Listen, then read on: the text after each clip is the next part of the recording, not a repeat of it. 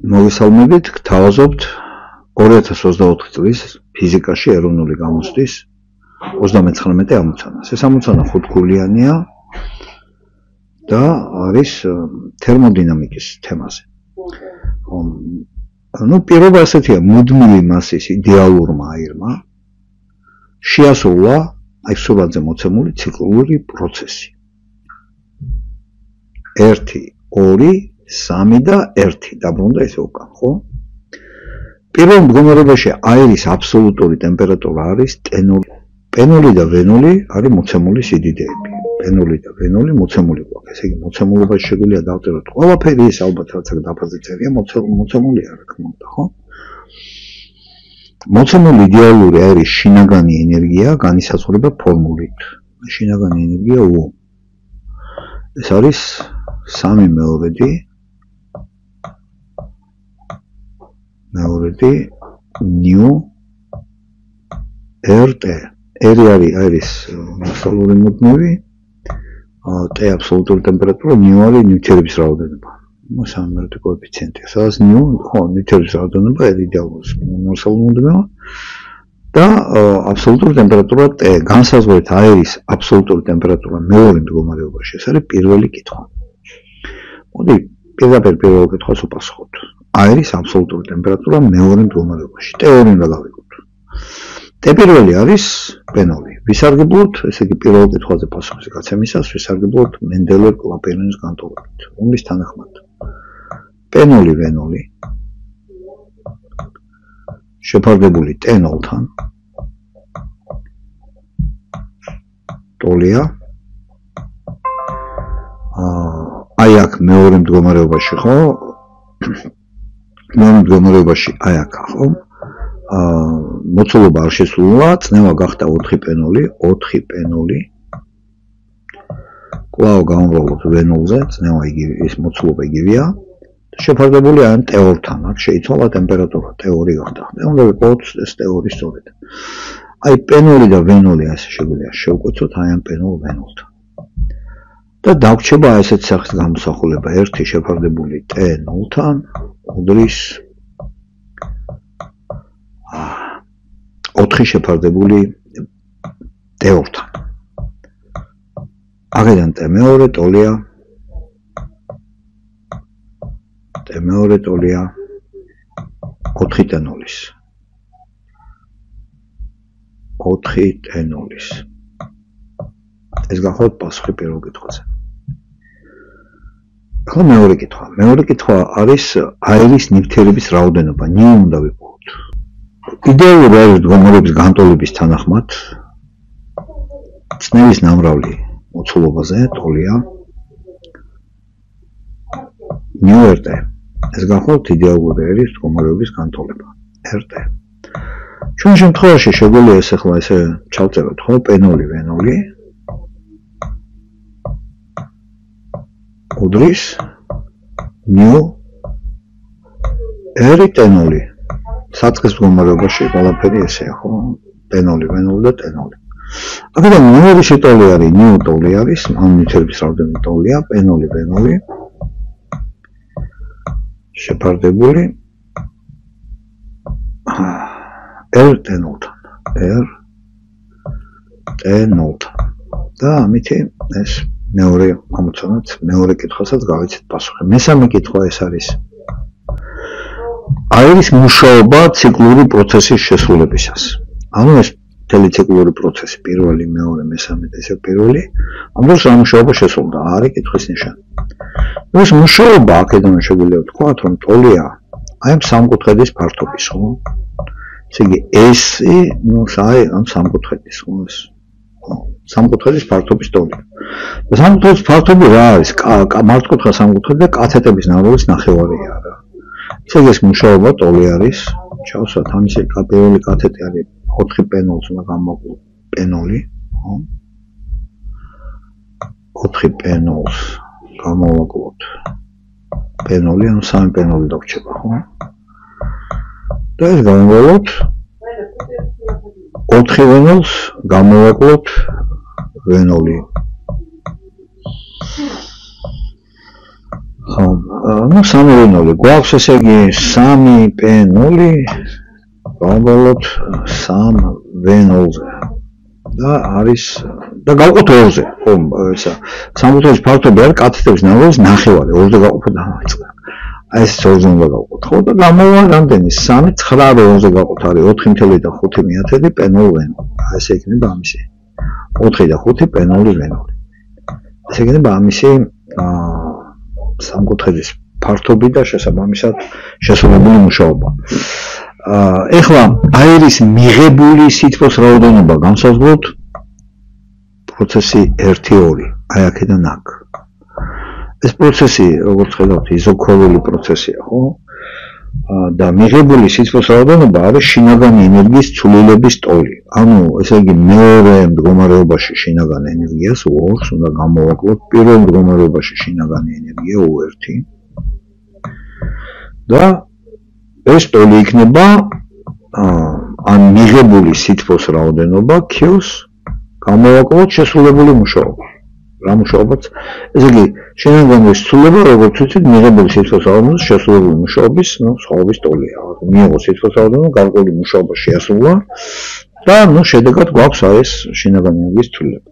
ასეთი რაღაც. აქედან Q უნდა გავიგოთ. Q-ს ნიშნულობა. Q არის ხო, ვისი ტოლია, რომ ესე იგი Q არის U2 - U1 plus A. მაგრამ ახლა აი ამ პროცესის დროს 1-დან 2 იზოქროლული პროცესის დროს შესრულებული მუშაობა არის 0-ის ტოლი, იმიტომ მოცულობის ცვლილება არ ხდება და შესრულებული მუშაობა შესაბამისად არის 0-ის ტოლი, ხო? მუშაობა ხო არის P-V - V0 და ამ დროს V-V0-ის მუშაობა 0-ია, არ იცვლება მოცულობა, ამიტომ მუშაობა 0-ია.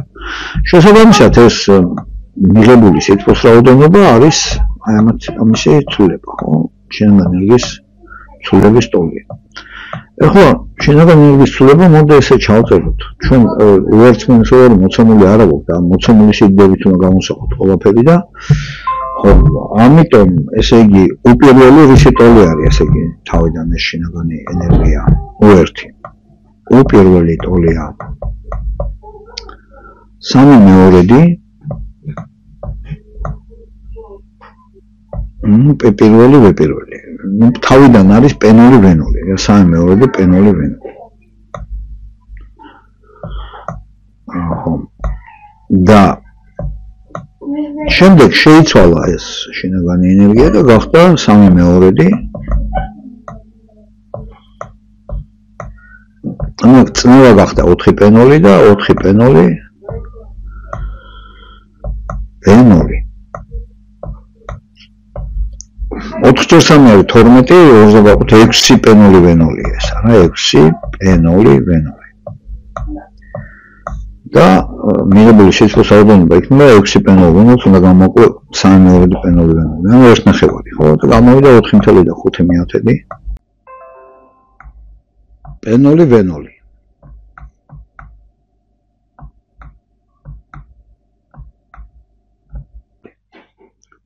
ახლა მოხსნათ მეხუთე. ამოცანა მეხუთე კითხვას უპასუხოთ უბრალოდ. აქ ჩვენ გვაქვს აირის გაცემული სითბოს რაოდენობა უნდა ვიპოვოთ 3-დან 1 პროცესში. აი ამ დროს. გაცემული სითბოს რაოდენობა. ეხლა გაცემული სითბოს რაოდენობა არის მიღებული სითბოს რაოდენობისგან განსხვავდება ნიშნით, ხო? მინუს მიღებული სითბოს რაოდენობა. ავიღოთ ჩვენ ეს მიღებული სითბოს რაოდენობა ამ პროცესში, Q მიღებული და ეს მიღებული სითბოს რაოდენობა, მიღებული,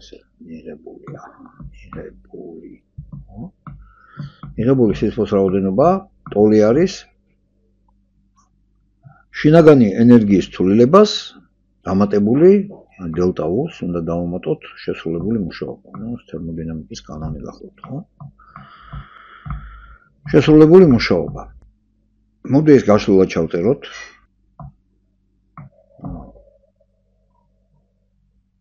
ეს შინაგანი ენერგიის ცვლილება. შინაგანი ცვლილება ტოლია მიღებულ სითბოს რაოდენობას გამოვაკლოთ შესრულებული მუშაობა ეს. ეს ფორმულა ესე ჩაიწერება. ახლა ვნახოთ რა არის U1. უპირველი. ნუ ეს უკვე ვიცით, ხო, ეს არის P0 ვენოლი, ხო? 3/2 P0 ვენოლი. 3 მეორედი პენოლი ვენოლი. ნახოთ რა არის მესამე. მესამე ტოლია 3 მეორედი 3 მეორედი პენოლი გავამბრალოთ 4 ვენოლზე. 4 ვენოლზე. ანუ ეს არის 12 მეორედი პენოლ ვენოლი, ანუ 6 პენოლ ვენოლი. პენოლი ვენოლი. სხვაობა ახლა უერთს რო უსამი გამოაკლო, უერთს მინუს უსამი, არა? იქნება 3 მეორედ პენოლ ვენოლს, ესე იგი 3 მეორედს, ანუ 1/9 პენოლ ვენოლს, ასე უნდა გამოვაკლოთ 6 პენოლი ვენოლი, პენოლი ვენოლი. და ეს ტოლი არის მიღებული სითბოს რაოდენობა Q, მიღებული სითბოს რაოდენობას დამატებული მუშაობა არის 3, ესე იგი მუშაობა არის საერთოდ A ტოლი არის P გავამრავლოთ დელტა V-ზე, ხო? დელტა V-ზე და აქ ჩვენ შემთხვევაში წნევა არ იცვლება, იზოქორული პროცესია ესა, ხო? ანუ პენოლი უნდა გავამრავლოთ, იმაზე რა ქვია. 4 ვენოლს უნდა გამოვაკლოთ, ვენოლს უნდა გამოვაკლოთ 4 ვენოლი. აი აქ ფორმულაში უბრალოდ შეხედეთ, აი აქ პლუსი კი არა, მინუსი უნდა იყოს, ხო? აი ხო მინუსი არის, ხო? U1 მინუს U3 უდრის Q მიღებული მინუს A. ხო, აი აქ უნდა გქონდეს მინუსი, აი აქ მინუსი. ხო. და ეხლა ეს სხვაობა იქნება -4.5 პენოლ ვენოლი. ეს ტოლი არის Q მიღებულ სითბოს რაოდენობას დაუმატოთ, აი ახლა ეს გამოვა -3 ვენოლი და მინუს პენოლი და -3 ვენოლი იქნება +3 პენოლ ვენოლი. პენოლი ვენოლი, აი ეს. პენოლი ვენოლი. ახლა შეგვიძლია რომ Q მიღებულის ნაცვლად უკვე ჩავსვათ აი -Q გაცემული. და გაცემული, ნუ ჯერ მოდი Q მიღებული გამოსახოთ, Q მიღებული რის ტოლია, მიღებული სითბოს რაოდენობა, მე ნიშან შევუცვლით მარტო რა, მიღებული სითბოს რაოდენობა არის ესე იგი -4.5 პენოლი ვენოლი და 3 პენოლი ვენოლი გადავა ტოლობის მეორე მხარეს ასევე მინუს ნიშნით.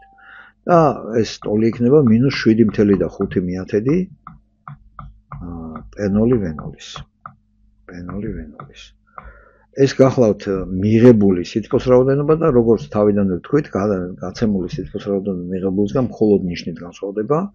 ამრიგად ის სითბოს რაოდენობა, რომელიც ჩვენ გვაინტერესებს, ანუ გაცემული სითბო, იქნება 7.5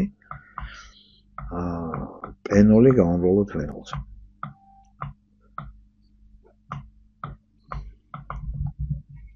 წარმატებებს გისურვებთ.